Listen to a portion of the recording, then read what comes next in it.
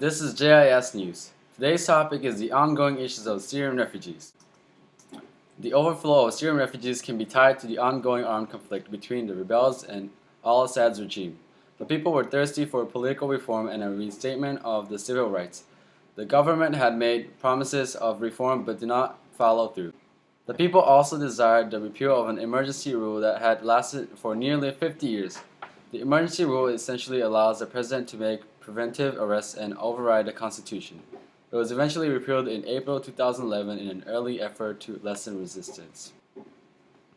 However, the rebels were not pleased as the Syrian government continued to make preemptive arrests and attack against protesters. In response, the rebels have launched a series of armed assaults against al-Assad's regime. The UN estimates a total of 70,000 casualties as of February 13, 2013 as a result of the war. Syrians are constantly abandoning their homeland to take refuge and escape from the constant violence and the corruption of the Syrian government.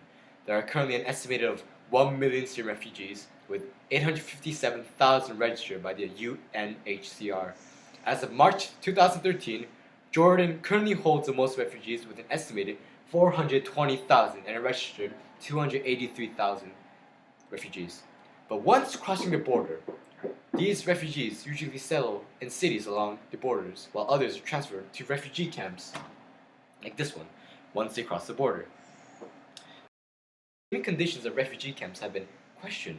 Even the Zatari Desert refugee camp, one along the border right here, a government-operated camp that is among the most popular refugee camps in Jordan, is struggling to even shelter 90,000 inhabitants. Food is very rare, diseases are spread, the camp is heavily guarded, and the weather goes from scorching hot to freezing night. There have also been instances where tents are burned while refugees are sleeping. Refugees will also start riots in the camps and even go as far as escaping the camps to return back to Syria. However, the influx of Syrian refugees settling in Jordan's bordering cities is also problematic. It makes it more difficult for aid groups to reach and help the Syrian refugees. Additionally, the Syrians are as cramped in the cities as they are in camps. While the Jordanians are gladly accepting the Syrian refugees into the cities at first, they are now burdened with having to share everything, their homes, to their children's schools, to the Syrians. Cities are becoming overpopulated, but the number of refugees continue to steadily rise as thousands of refugees entering Jordan every day. So this concludes our Syrian lesson for today.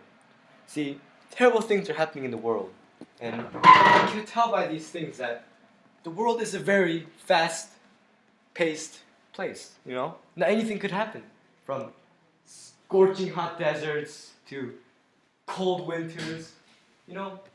Anything could happen, just anything, you know? And I just want to know how I could ever help these people that are in need. This is JIS Insu Lee. Reported Insu. The Syrian crisis has also caught the attention of the international community. Recently, Obama, President of the United States, has offered $200 million in monetary aid to Jordan. The money will go toward the Syrian refugees in Jordan. Obama has recently met up with King Abdullah II, King of Jordan. Obama has stressed the importance of al-Assad stepping down and putting an end to the civil war. He has also urged the international community as a whole to step up and lend a hand to both Syria and its neighboring countries suffering from the overflow of refugees. Obama has also showed intentions to continue supporting the Syrian crisis, worrying that extremists similar to those of al-Assad's party could seize control in Syria in the future. The Syrian crisis is currently at its height. The war is still being fought, people are desperate to the point that they are fleeing their own country. Only time will tell when the situation will begin to improve. This was JIS News. Tune in tomorrow.